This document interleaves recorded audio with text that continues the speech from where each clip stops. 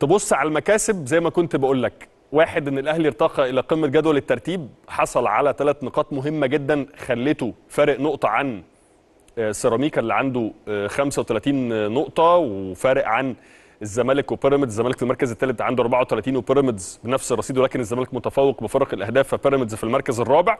لسه بكره في ماتشات مهمه جدا، سيراميكا هيلاعب الاسماعيلي، الزمالك هيلاعب زد، وبيراميدز هيلاعب المحله في المحله. فثلاث ماتشات مهمه جدا ممكن تعكس وتغير الايه وتغير الشكل في المربع الذهبي. ودي حلاوه الكوره. احنا لو تفتكروا الاسبوع اللي فات ايه، من لسه من 3 4 ايام كنا بنتكلم ان المربع الذهبي اختلف، وان في كراسي موسيقيه، وان مع كل جوله من جولات دوري نايل بتلاقي الشكل بيختلف في المربع الذهبي.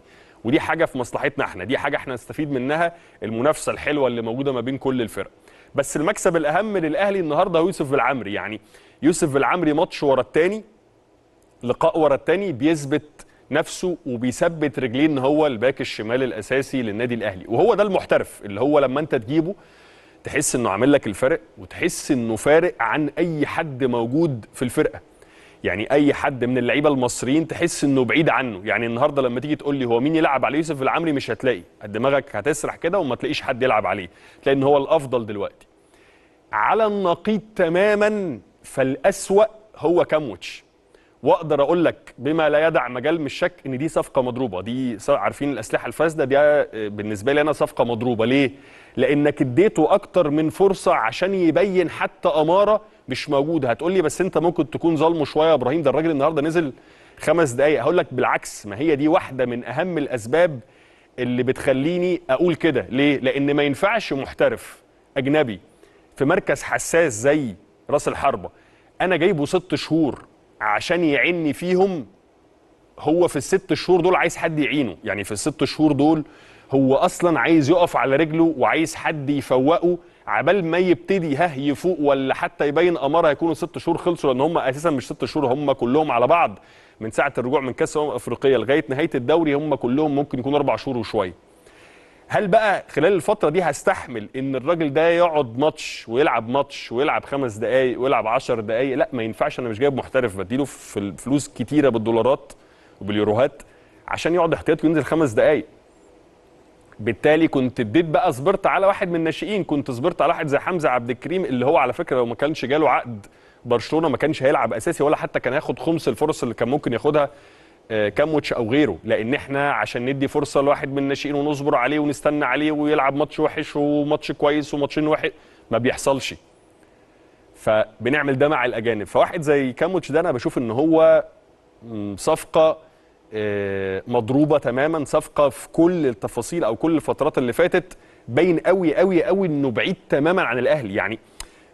يعني مش مثلا اللي هو اقل من التوقعات، الناس متوقعه منه مثلا 100% هو مدي 70 مدي 80، لا ده الناس متوقعه منه 100% و90%، هو الراجل مدي 15، فبعيد قوي قوي قوي بصراحه. يعني الاهلي حقق الغرض، حقق المطلوب، وهو الحصول على ال3 نقاط. ودي شيء من الفرق الكبيره، ان انت حتى وانت وحش بتعرف تكسب. النهارده الاهلي ما كانش كويس، كان وحش، بس عرف يكسب وعرف يستمر في المنافسه في الصداره، يرتقي لقمه جدول الترتيب انتظارا بقى ايه للقاءات الغد. زي ما كنت لسه بقول لحضراتكم، لقاءات مهمه جدا صعبه جدا ممكن تغير بشكل كبير في الترتيب بتاع رباعي المقدمه. نروح الى الزمالك. الزمالك بيفتقد واحد من اهم لاعيبته، محمود حمدي الونش. يمكن واحد من اهم ان لم يكن اهم خط في الزمالك، تقدر تقول عليه انه خط ثابت، خط قوي، خط فيه ثقه كده بالنسبه لجمهور الزمالك، خط الدفاع.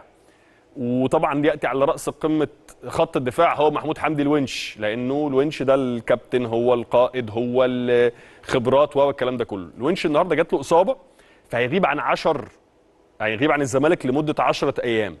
طب تعالى بص بقى على اللقاءات اللي خلال ال10 ايام دول الونش مش هيكون مع الزمالك فيها.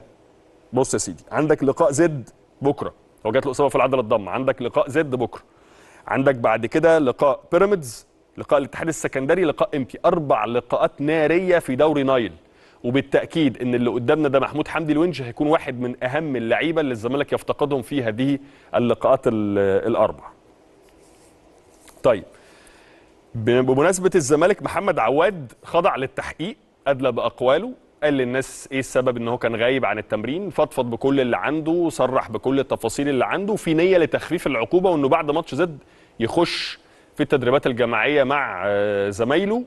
وده هيبقى قرار من الكابتن معتمد جمال اللي على فكره خلال الفتره اللي فاتت هو متروك له كل المقاليد الفنيه والاداريه في فرقه الزمالك، وكان قرار ابعاد محمد عواد عن التدريبات الجماعيه قرار من الكابتن معتمد جمال، بس هو شايف انه خلال الفتره اللي فاتت خلاص عواد امتثل للعقوبه، كان موجود مع زمايله الماتش اللي فات قدام سيراميكا من ارض الملعب بيؤازر فرقته، بيشوف ان عواد شخصيه محترمه، كابتن من كباتن الزمالك، فهيكتفي بالفتره، لسه ده تفكير لسه مش قرار، تفكير ان هو يكتفي بالفتره اللي فاتت ويخش مع الفرقه بعد ماتش زد.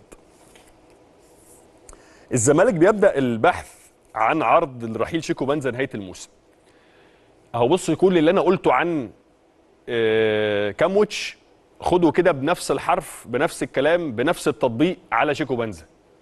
برضه صفقه مضروبه، اسلحه فاسده، ما انتش فاهم ده جاي يعمل ايه، لعيب ما انتش فاهم له اي حاجه في اي حاجه، ما بيعملش اي حاجه في اي حاجه، هو بس واخد مكان اجنبي في الزمالك فقط لا غير.